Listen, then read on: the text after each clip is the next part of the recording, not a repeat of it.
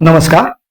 पंढरीची वारी करण्याची इच्छा प्रत्येक मराठी माणसाला असतेच. कोल्हापूर पंढरपूर सायकल वारी केलेले सुनील साळोखे आपल्या सोबत आहेत. जाणून घेऊया त्यांच्याकडून त्यांच्या या सायकल वारीबद्दल. नमस्कार सर. नमस्कार. मी सुनील वसंतराव साळोखे, राहणार पुणे कोल्हापूर, वय वर्ष 63. सध्या कोल्हापूरमध्ये नव्हते, कारण माझी आई अल्झायमर्सने आजारी असल्यामुळे मी कोल्हापूर येथे राहतो. माझे सर्व कुटुंब, पत्नी, मुलगा मुलगी, सून सगळे उच्च शिक्षित असून पुणे येथेच कार्यरत आहेत. माझी मुलगी सुद्धा उच्च शिक्षित असून पॅरिस येथे काम करते.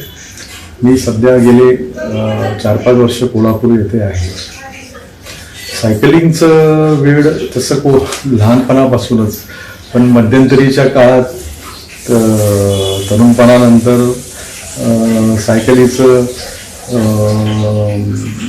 ओढा कमी झाला, कारण टू व्हीलरचा त्यावेळी एकदम जास्त जोरदार वापर सुरू झाला. त्यामुळं टू व्हीलरकडे ओढला गेलो. त्याच्यानंतर 4 चाकी सुरू झाली. त्यामुळं सायकलीवरनं भटकायचा आनंद तो लुप्तच झाला. लहानपणी सायकल घरी तर माझ्या 3-4 सायकली असायच्या, आणि सायकलीवरनं शाळेत असताना ज्योतिबाला जाणं, कळंब्याला जाणं हे एक मोठं थ्रिल असायचं. बरं, तुम्ही म्हटला की लहानपणी सायकली चालवायचो. मग सायकल चालवायचं म्हणजे तुम्ही पेठेत राहायला होता, मग सायकल कुठेपर्यंत चालवायचा? सायकल ते मी म्हटलंच की सायकल ज्योतिबाला घेऊन जायचो किंवा कळंब्याला जायचो. म्हणजे ज्योतिबाचे खेटे वगैरे हे गल्लीतून जाणारे म्हणजे तसे लांबवर जायचं. हा, लांबपर्यंत जायचो. आणि शिवाय मग काही काही मित्र लांब राहायचे, तर त्यांना भेटायच्या निमित्तानं ते एक कारण असायचं. असं कारण सायकल फिरवायला कारण पाहिजे. तर भाड्यानं सायकल घ्यायची म्हणजे 1 तास ते भाडं, त्यावेळेचं भाडं ते लहानपणाच्या मानानं कमीच असलं, जास्तच वाटायचं. त्यामुळं त्या कमीत कमी वेळात जास्ती भटकणं कसं होईल हे पाहिलं जायचं. बरं, ही पंढरपूरची वारी याला सायकलवरून जावं ही कल्पना तुमच्या डोक्यात कशी आली? पंढरपूरच्या वारीचं औत्सुक्य किंवा मनीषा ही पुण्यात असल्यापासून जास्त प्रबळ झाली. कारण ऑफिसला रोज जाताना पुणे मुंबई हायवेवरून MIDC मध्ये जाताना वारीचं दर्शन व्हायचं. देहूतनं तुकोबांची निघालेली वारी दिंडी ही हायवेनी पुणे शहरात यायची. त्यामुळं ऑफिसला जाताना जिथे जिथे भेटेल तिथे पालखीचं दर्शन घ्यायचो न चुकता दरवर्षी. हे गेले 25-30 वर्ष मागच्या हे झालं. पण त्यावेळेस वाटायचं की आपणही कधीतरी गेलं पाहिजे. ती एक हे उत्कंठा होती. आणि पत्नी डॉक्टर शुभांगींच्या निमित्तानं प्रवरा येथे मागील 3-4 वर्षापूर्वी 2 वर्ष तिथे राहणं झालं. तर प्रवरा म्हणजे लोणी येथून मी शिर्डीला पायी गेलो होतो 28 किलोमीटर. त्यावेळेस मात्र जाणवलं की वारी ही आपण केलीच पाहिजे. त्यामुळं वारीचं खूळ त्यावेळेस तयार झालं. आणि कोल्हापुरात नंतर इथे आल्यानंतर जाणवलं की माझाही एक मित्र शिरीष कदम नावाचे हे पायी चालत जातात कोल्हापुरातून पंढरपूरला. तसंच कोल्हापुरात एक वारी असते, कोल्हापूर प्रॉपर कोल्हापूरमध्ये, जिथं कोल्हापुरात प्रति पंढरपूर म्हटलं जातं, नंदवाळ. तर कोल्हापूर शहरातून त्या नंदवाळकडे पालखी जात राहते आषाढी एकादशीच्या दिवशी. त्या निमित्ताने जे कोणी पंढरपूरला जात नाहीत ते त्या वारीत सहभागी झालेले असतात. गेल्या वर्षी मला त्याच्यात जायचा योग आला होता. त्यावेळेस मला जाणवलं की आपण ही वारी केली पाहिजे. आणि ह्यावेळेस तसा माझं रोज 8 ते 10 किलोमीटर चालणं असतं. तर आणि त्याचबरोबर सायकलिंग ही 5-6 किलोमीटर व्हायचं, कारण गेल्या वर्षीच मी सायकल घेतली की त्यानिमित्तानं तसे वारीला जायसाठी पूर्वतयारी अशी काय केली तुम्ही? पूर्वतयारी म्हणजे ती सायकल मग लक्षात आलं की कोल्हापुरातून सगळे सायकलचा सराव असणारे, नेहमी सायकल वारी करणारे अशी बरेचसे तरुण आहेत, ज्येष्ठ नागरिकही आहेत, ते जात असतात असं मला कळालं. तर त्यामुळं अशाच संपर्कात आलो मी. श्रीयुत अरुण सावंत, त्यांना मी दादा म्हणतो, ते माझ्या मोठ्या बंधूंचे वर्गमित्रच होते, बालमित्र. तर त्यांच्या संपर्कात आलो तर मी माझी शंका बोलून दाखवली की मला सायकलीचा एवढा सराव नाही आहे आणि इतकं अंतर मी कापू शकेन का. तर ते म्हणाले की काही होत नाही, तू चल, मी आहे बरोबर. असं म्हटल्यानं मला जरा थोडा हुरूप आला, कारण वारीला जाणार म्हटल्यानंतर नवख्या माणसाला आधी सगळे पायच उडत असतात की कशाला जातोस, काय तुझ्याच्यानं होईल का वगैरे असं बोलून त्याला आधीच नामोहर केलं जातं. पण दादांनी मला, सावंत दादांनी जो एक आत्मविश्वास दिला त्याच्यामुळे माझी मनाची तयारी झाली होती. पण मला मनातून भीती होती की कसं होईल ते. पण मी असं मनात ठरवलं की मिरजेपर्यंत काय होते बघू आपण, कारण मिरज जवळजवळ 45 किलोमीटर आहे कोल्हापूर पासून. म्हणजे पहिले 45 किलोमीटर मध्येच तुमच्या टेस्टिंग शरीर तुम्हाला कसं साथ देतं हे त्याच वेळी कळेल, असं ठाम हे करून मी निघालो. पण सगळ्यात चांगली गोष्ट म्हणजे कोल्हापुरातून सुरुवात झाली ती म्हणजे मला अनाकलनीयच होती. मिरजकर टिकटी इथून आमची सुरुवात झाली, विठ्ठल मंदिरापासून. तर सावंतदादांचा मित्रपरिवार मोठा आहे, कारण ते व्यासंगी सायकलपटू आहेत, गेले 50 वर्ष सायकल चालवतात. आणि त्यांना एक कोल्हापुरात एक माळवा ग्रुप आहे, त्यांनी त्यांना समारंभपूर्वक सत्कार करून द्यायचा त्यांनी ठरवलं होतं. त्यामुळे दादा म्हणाले अरे चला तिथे जाऊ आपण. म्हटलं हे कशाला, नाही म्हटले चला, त्यांनी बोलवले म्हणून. असं म्हणून आम्ही मिरजकर डिक्टी येथे गेलो. आणि म्हणजे कधी कधी आयुष्यात ज्या गोष्टी आपण कल्पनाही केल्या नसतात त्या घडत राहतात. म्हणजे कसं होतंय बघा, वारीला जायचं ठरवलं आणि तिथं चक्क 25-30 लोक त्या ग्रुपमधले होते. त्यांचे तिथले विद्यमान कॉर्पोरेटर सुख कोपरकर यांनी आमचा स्वागत केलं, आदरातिथ्यपूर्वक आम्हाला शुभेच्छा दिल्या, नारळ वगैरे फोडला. आणि वारीची सुरुवात तिथूनच, म्हणजे असं कल्पनाही केली नव्हती अशी सुरुवात झाली. त्यामुळं मनात एक वेगळाच उत्साह त्याच वेळी संचारला. आणि अक्षरशः म्हणजे मिरजेपर्यंत पोहोचलो आम्ही. साधारण 3-1 तास लागले आणि काहीही झालं नाही. म्हणजे साधारण म्हणजे 3:15 कोल्हापुरातून दुपारी निघायचं ठरलं होतं, पण 3:15चे 4:45 वाजले. कारण 4:45ला निघून आम्ही अंकली फाट्यावरती जवळजवळ 7:15च्या दरम्यान पोहोचलो होतो. 7:15-7:30. म्हणजे ते अंतर कसं कापलं हे म्हणजे पहिल्यांदाच मी एवढा लांबचा प्रवास सायकलने करत होतो हे जाणवलं सुद्धा नाही. आणि तिथे मग अजून 2 डॉक्टर लोक जॉईन झाले, डॉक्टर कुंभा, डॉक्टर जांभळे, अजून एक सायकलपटू, मला आता नाव लक्षात येत नाही, माळी सर.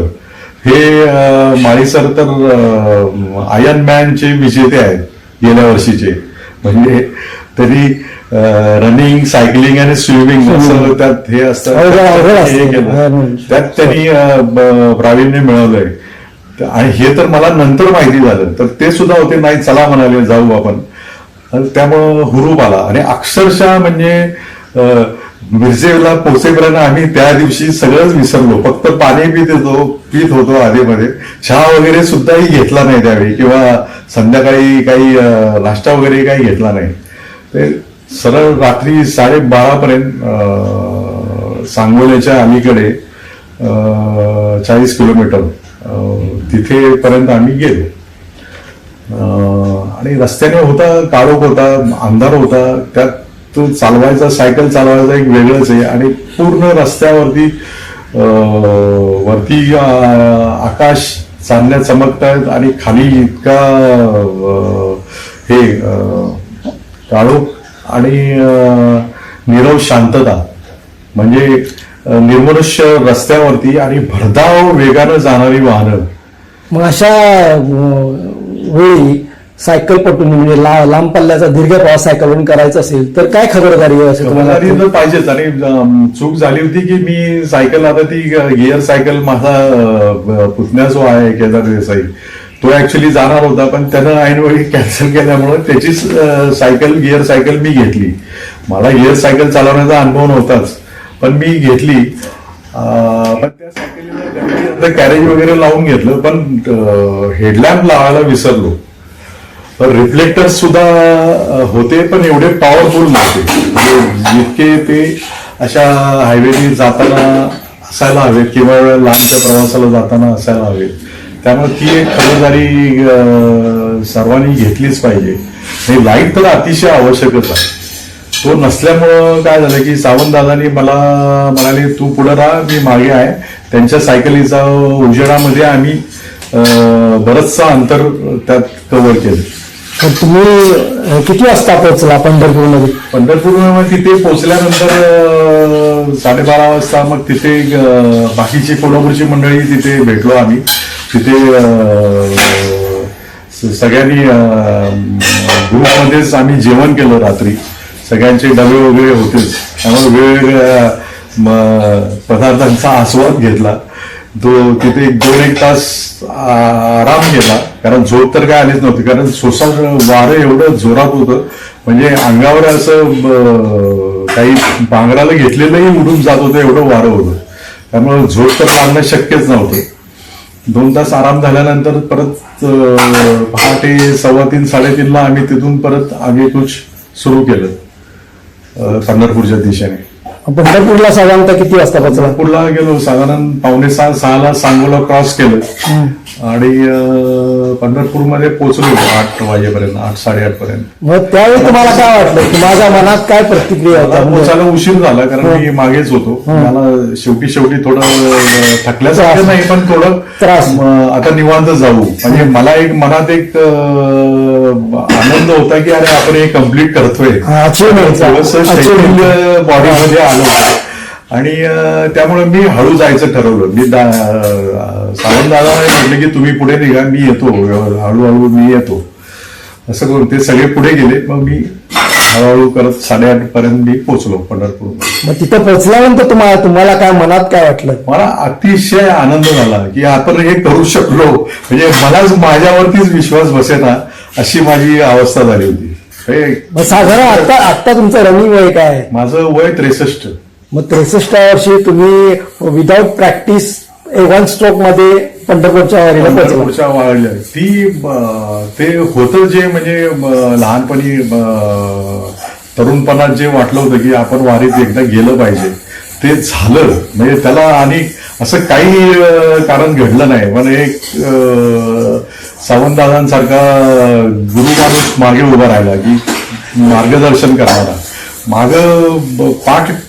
पाठीवर थाप पडली आश्वासक की पुढचा मार्ग सगळा सुकर होतो. त्यामुळे मी तर तरुणांना असं म्हणेल की जे काही तुमच्या आजूबाजूला ज्येष्ठ असतील त्यांचं मार्गदर्शन तर घ्याच, आणि तुम्ही हे चालू ठेवा. व्यायाम किंवा कुठल्याही प्रकारचे स्पोर्ट्स हे तुम्ही सुरू ठेवलं पाहिजे. तिथे गेल्यानंतर आणि कुठल्या भागातून काय कोण आले? गेल्यानंतर मग बघितलं, मग तिथे महाराष्ट्राच्या जवळजवळ प्रत्येक जिल्ह्यातून सायकल स्वार आलेले होते. जास्ती उत्साह मला वाटला. म्हणजे बारामतीकर होते, अगदी म्हणजे अजितदादांचं पोस्टर घेऊन आले होते बिचारे फार उत्साहात. त्यानंतर फलटणकर होते, नाशिककर होते, अमरावतीचे होते, यवतमाळचे होते, नागपूरकर होते. सगळ्यात म्हणजे नागपूरहून महिलाही आलेल्या होत्या. म्हणजे ते बघून मी अक्षरशः स्थिमित झालो, कारण त्या दिवशी संध्याकाळी सायकल असोसिएशनचा समारंभ झाला, भक्ती संगीताचा कार्यक्रम होता. आणि त्यामध्ये सगळ्या सायकलवीरांनी जे जे काही रेकॉर्ड्स केलेले आहेत त्यांचा सत्कार झाला. ज्येष्ठ सायकल चालक वगैरे सगळे तिथे होते, त्यांचं मार्गदर्शन झालं. आणि मग दुसऱ्या दिवशी म्हणजे रविवारी पहाटे 6-6:30 वाजता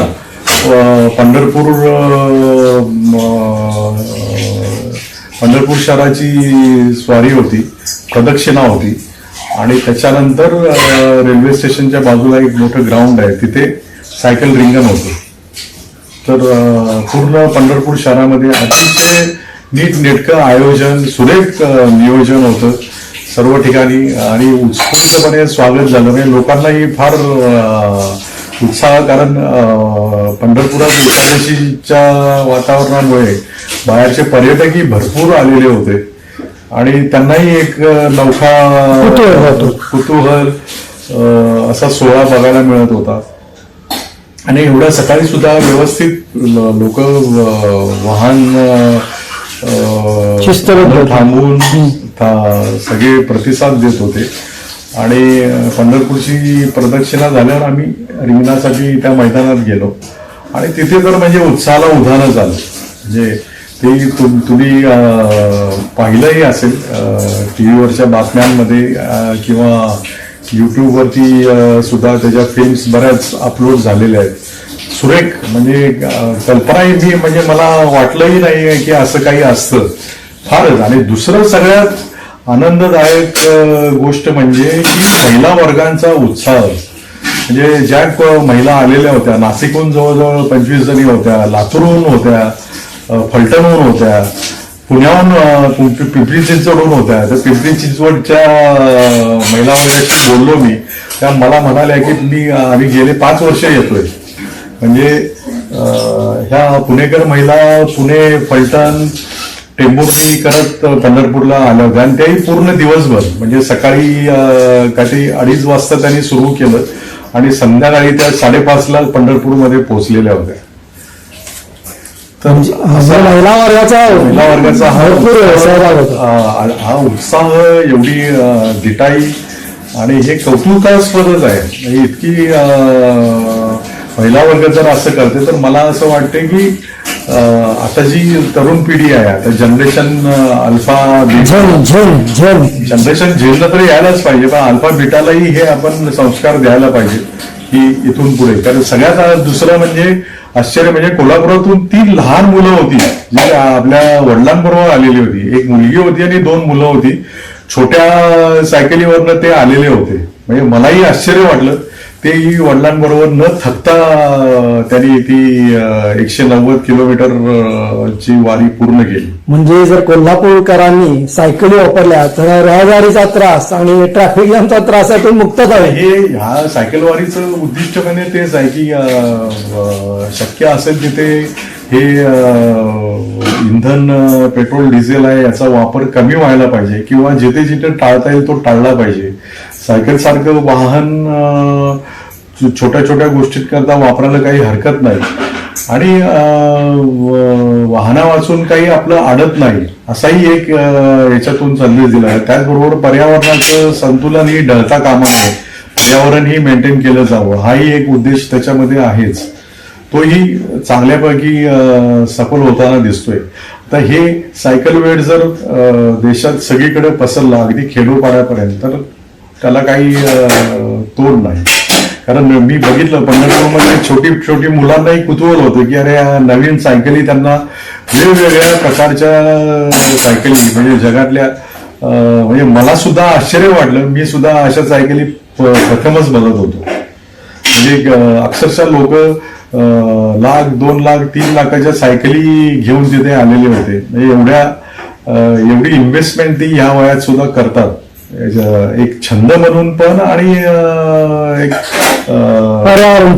पर्यावरणपूरक आणि त्याचबरोबर एक स्पोर्ट्स सारखं एक नवीन दालन खुलं झालेलं आहे सर्वांसाठी. आणि सायकलिंग म्हणजे काय अगदी गिअरची सायकल म्हणजे सगळं काही असं नाही आहे. साध्या सायकलवरती सुद्धा या गोष्टी सगळ्या करता येतात. कुर्डुवाडीवरनं एक आलेला तरुण मला सावंतदादांनी त्याची ओळख करून दिली. तो ग्रहस्थ कुर्डुवाडीवरती वरून तो घुमानला गेलेला होता. हो. घुमानला जे मराठी साहित्य संमेलन झालं आणि घुमानला नामदेव मला वाटतं तिथेही संमेलन असतं. तिथेही आपले महाराष्ट्रातील लोक बरेचसे सायकलवरून जात असतात. म्हणजे सायकलचं वेळ झेन आणि अल्फा बेटा सगळ्यांनीच जपलं पाहिजे. सगळ्यांनी जपलं पाहिजे. मी तर आता म्हणजे सायकल प्रेमात झालेलं. मी काल जरी आलो तरी आज सकाळी उठून मी सायकलिंग 20 किलोमीटर करून आलो. म्हणजे तुम्हाला कुठल्याही प्रकारचा त्रास झाला नाही. पहिला दिवस कोणताही त्रास झाला नवखे असून सुद्धा मला म्हणजे त्रास झाला नाही. मला म्हणजे शरीर हे झालंय असंही कधी वाटलं नाही. थकवा अजिबात नाही. शारीरिक थकवा सुद्धा नाही. निवांत होतो. आभार आहोत. आपण आम्हाला आपल्या सायकल सफरीबद्दल सांगितलं, पंढरपूर वारी सायकल वारीबद्दल. सर्व वयोगटातल्या लोकांनी याचा निश्चित वापर करावा.